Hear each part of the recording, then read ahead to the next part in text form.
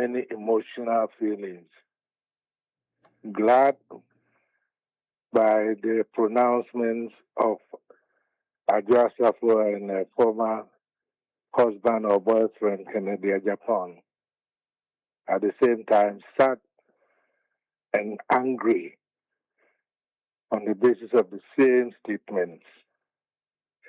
I'm glad because the mask has been stripped from the face of NPP political activists.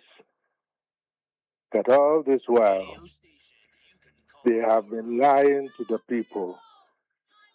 We are going into politics to conduct activities that inure to the benefit of the nation, and yet hiding behind their own personal interests.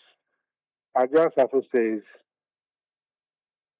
her husband would not play family and friends if he becomes president. And therefore, she stands very little chance of getting a job. This social psychologically is a selfish interest kind of pronouncement. She's in politics to cater for herself rather than to serve the nation. Then comes Kennedy Agyapong. He is telling Afienya Markin to step down as minority leader because he has made enough money to last him a lifetime. Hey! And here comes my anger and sorrow. NPP people, do they go into politics to get power to serve the nation or to make money for themselves? Nobody should doubt this because the evidence is clear. 8 years, the way they promised to protect the public purse, ended up looting the public purse and taking the purse away as well. Should teach Ghanaians a lesson. And I'm sad because over the course of the Fourth Republic, we have created a parasitic political class that has reduced our youth to penury, with the effect that every sweet-talking politician must be followed. You remember Cheddar, the one who was going to dredge the sea to Kumasi.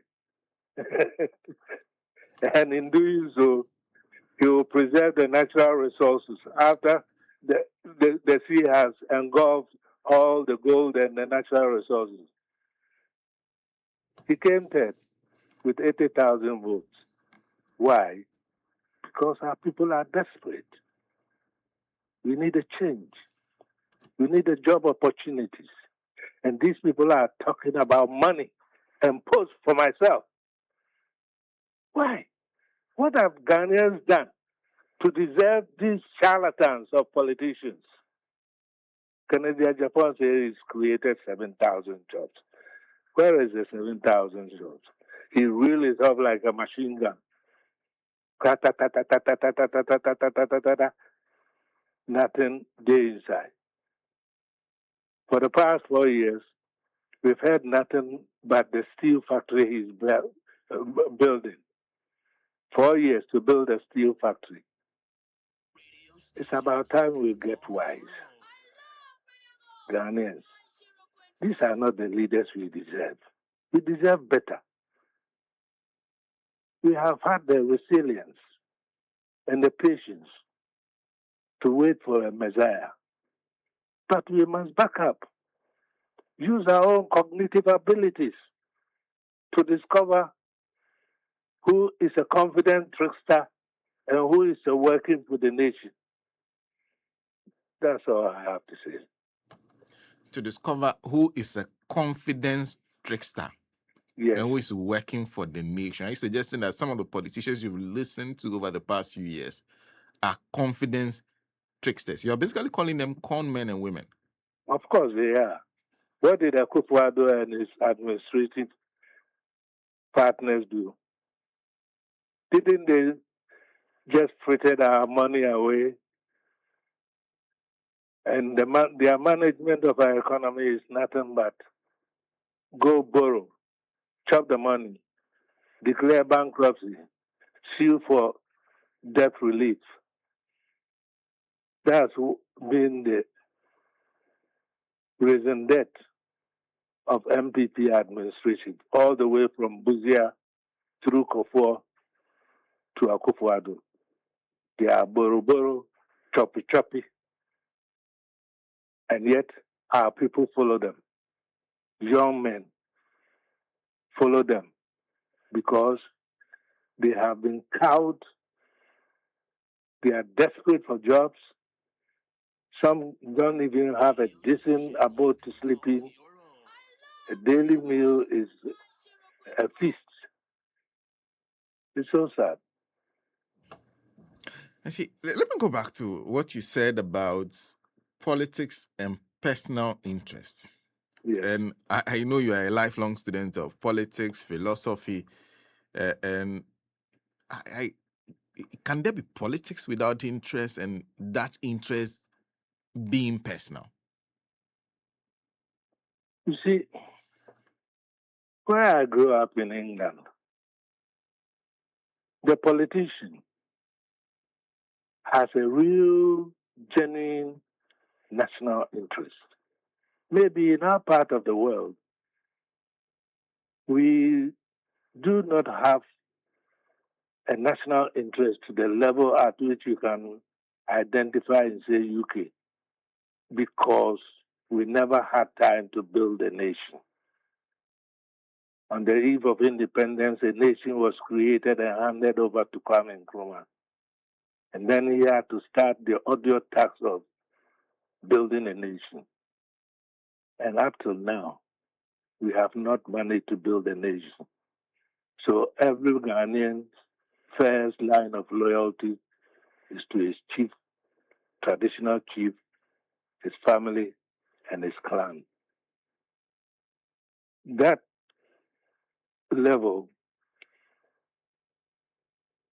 perhaps makes the politician less of a culprit, because our minds are not nationalistic. Both those who are governing and those who govern are guilty. If you can imagine, the government spends money to construct a road, put road signs, and some idiot will go and cut it for himself. Then you see where the selfishness is coming from. But the politician comes to lie. He comes to deceive. I will protect the public purse, and he's stealing the purse. That is what makes me sad.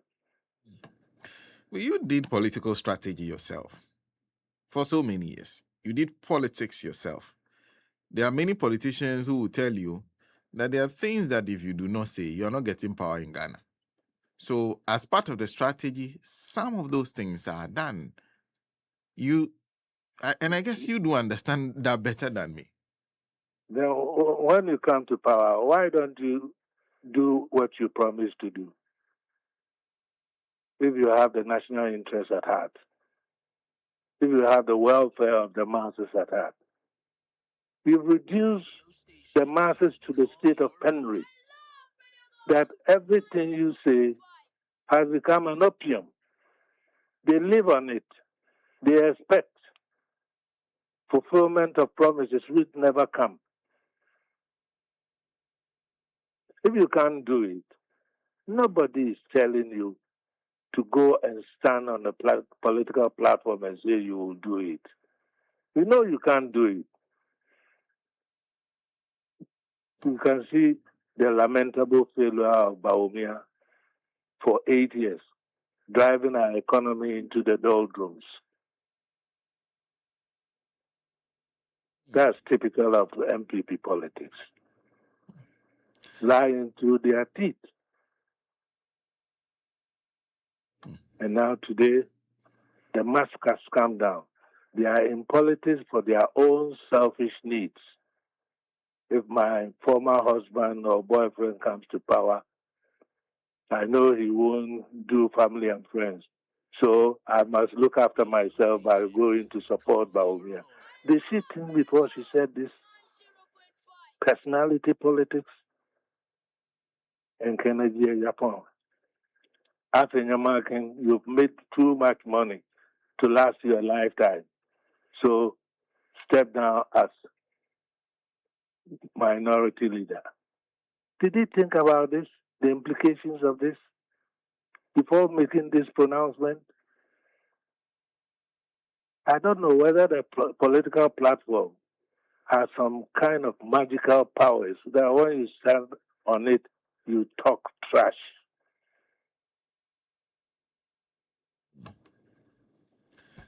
What should they? Okay, so because you're talking about the citizen, what signals should the citizen be picking from listening to the NPP politicians over the period of this campaign? And how should that inform the way we treat them even after they have elect their flag bearer? Because they will have like 2 clear years to the elections. They should know that when you plant an acorn, it doesn't grow up to be a sapele tree. It becomes an oak tree. You see, a cotton one, that's what our young voters must see through. The truth is as plain as pie stuff. Their confidence tricksters is going to create a job by opening a steel factory for 4 years. He has already employed 7,000, and then he will be reeling it off like a machine gun fire, and yet he will need Kotrayem. You think managing a contract that you get from the government is the same as managing a whole country?